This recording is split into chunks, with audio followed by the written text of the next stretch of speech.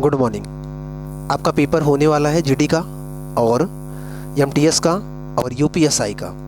तो सिंपल सी बात है, आप तैयारी में लगे होंगे गंभीरता से, लेकिन कुछ चीज़ें मैं आपको बता रहा हूँ, थोड़ा सा आपको हेल्प हो जाएगा। अगर आप जीडी का या फिर यूपीएसआई का या फिर एमटीएस का फॉर्म डाले हैं, खासकर जीडी और यूपीएसआई वाले, क्योंकि यहाँ पर थोड़ा सा उनको मेहनत ज़्यादा करना पड़ता है, एमटीएस में उतने टफ क्वेश्चन नहीं आते हैं। तो आपको क्या पढ़ना है मैं बता रहा हूँ, क्योंकि भूगोल बहुत लंबा सिलेबस है। अगर आप पूरी भूगोल किताब पढ़ सकते हो तो पढ़ लीजिए, लेकिन कन्फ्यूजन ही होगा।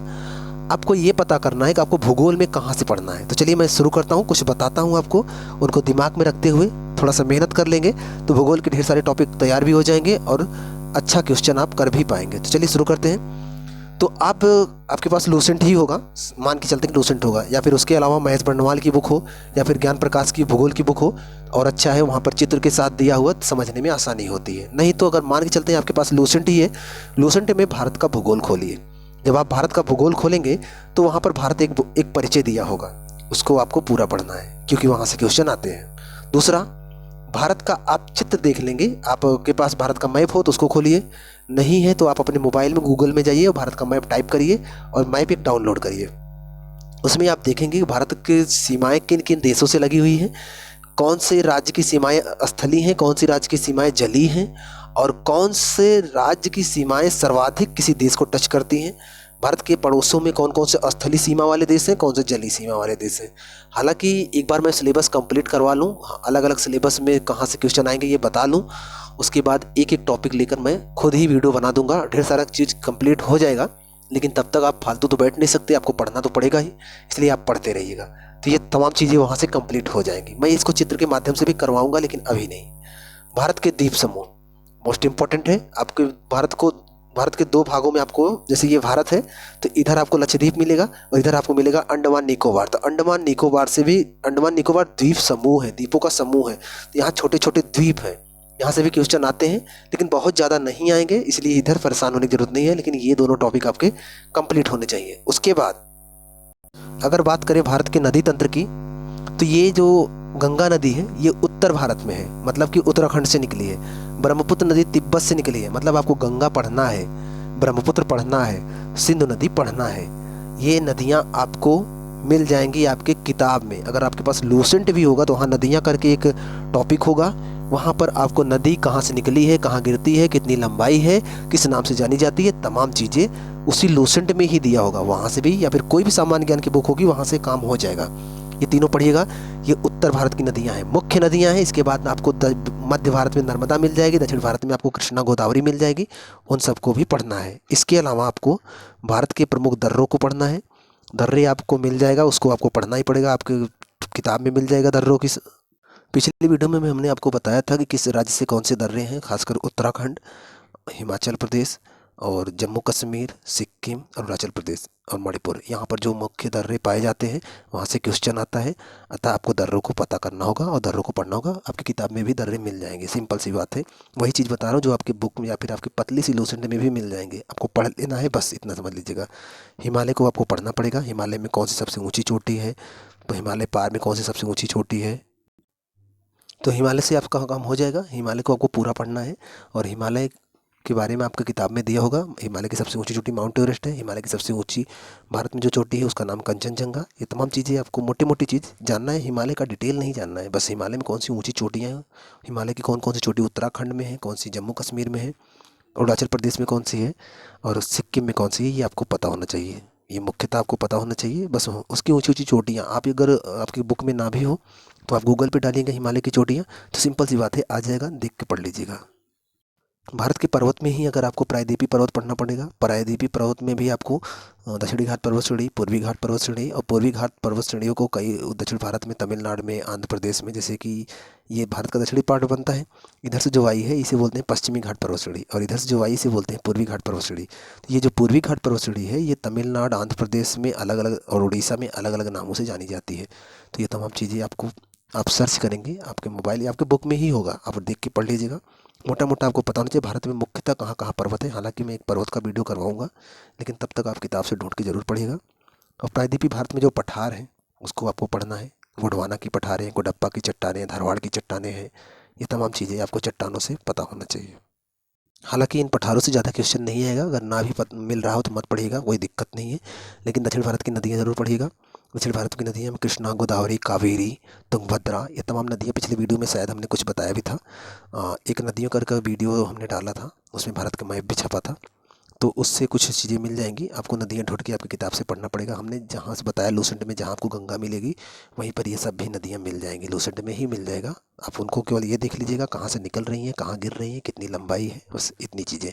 थोड़ा सा डिटेल आगे दिया होगा उसका, उसी पर पढ़ लीजिएगा।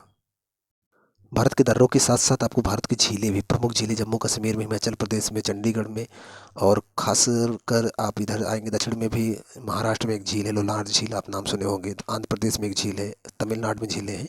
तो कुछ झीलों के नाम आपको पता होना चाहिए कि किस राज्य में, जैसे केरल में वेम्बनाड झील है, तमिलनाडु में भी झील है। तो जो ये झीलें हैं, उड़ीसा में चिल्का झील है, ऐसे तमाम झीलें हैं। तो आप उन झीलों को पता कर लीजिएगा, केवल इतना पढ़ना है कि वह झील किस राज्य में है, ये पूछा जाता है।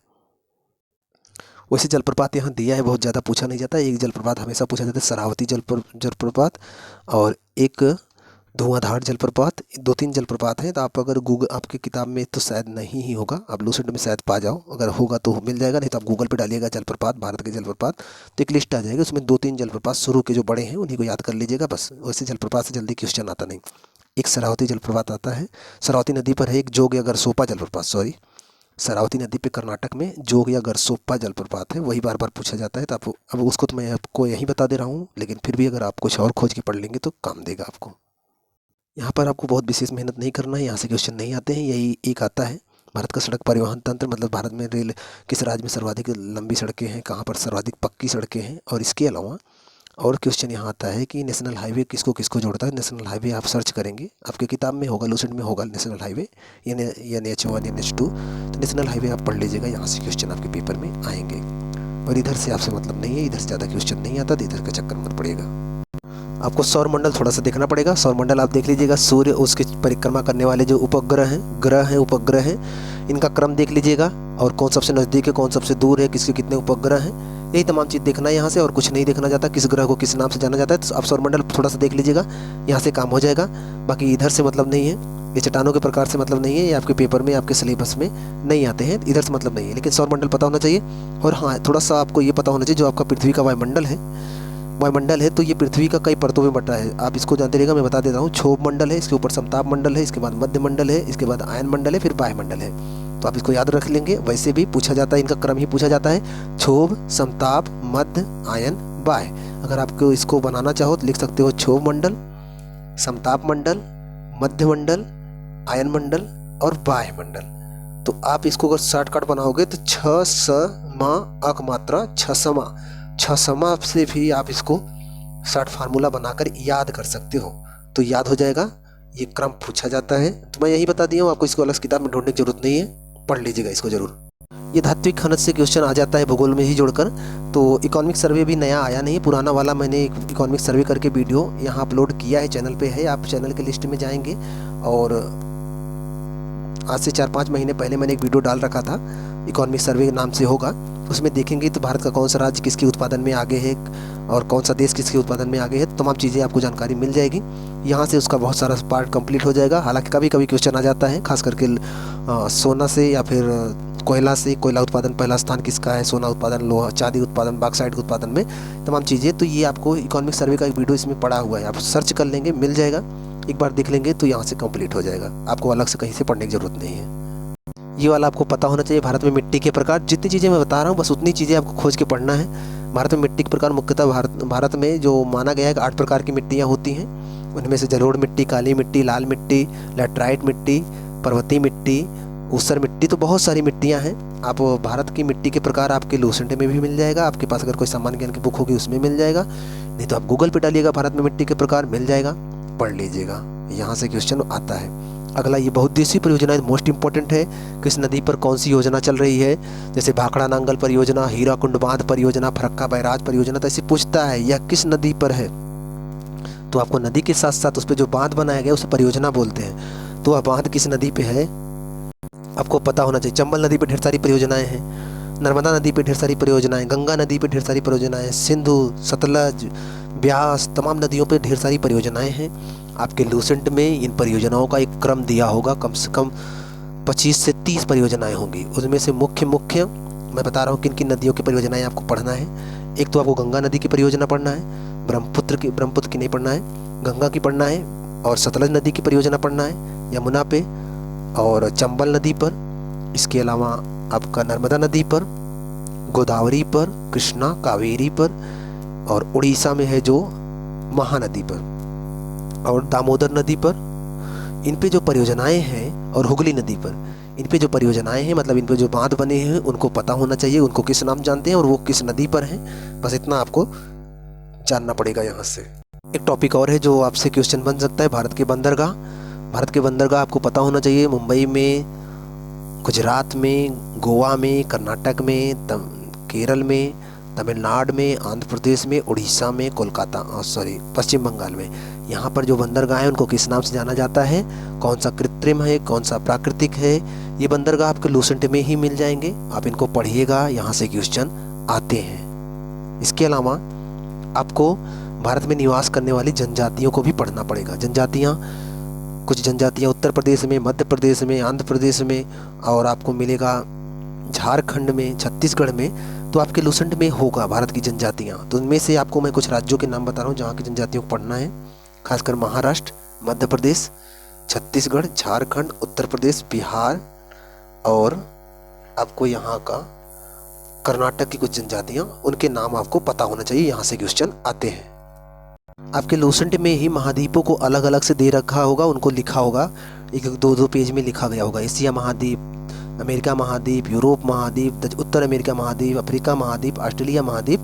तो ये महाद्वीप को एक बार पूरा पढ़ लीजिएगा, यहाँ से जो क्वेश्चन आने होंगे कंप्लीट हो जाएंगे। हालांकि यहाँ से क्वेश्चन जल्दी आते नहीं हैं, अगर आएंगे तो कंप्लीट हो जाएंगे। एक बार जनरल नॉलेज के लिए पढ़ लीजिएगा, यहाँ से कोई परेशान होने की जरूरत नहीं, यहाँ से क्वेश्चन नहीं मिलते पेपर में।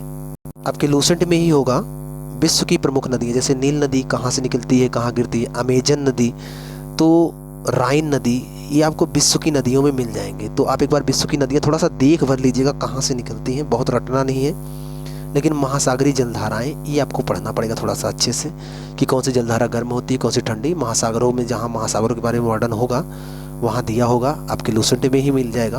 उनमें से 4-5 धाराओं के नाम दिए होंगे, उनको आप पढ़ लीजिएगा, बस इतना उनका नाम जानते रहिएगा, कहाँ बहती हैं, ठंडी है कि गर्म है।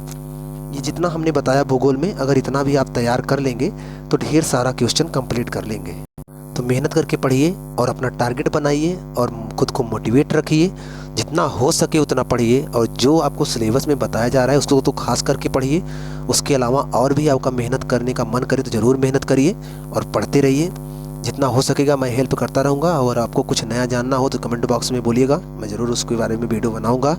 और अगर चैनल पे पहली बार आए चैनल को सब्सक्राइब कर लीजिए, लेकिन अगर चैनल पे पुराने हैं तो चैनल को शेयर ज़रूर करिए और ज़्यादा से ज़्यादा लोगों तक पहुँचाइए। मिलते हैं आपसे नेक्स्ट वीडियो में, तब तक आप पढ़ते रहें।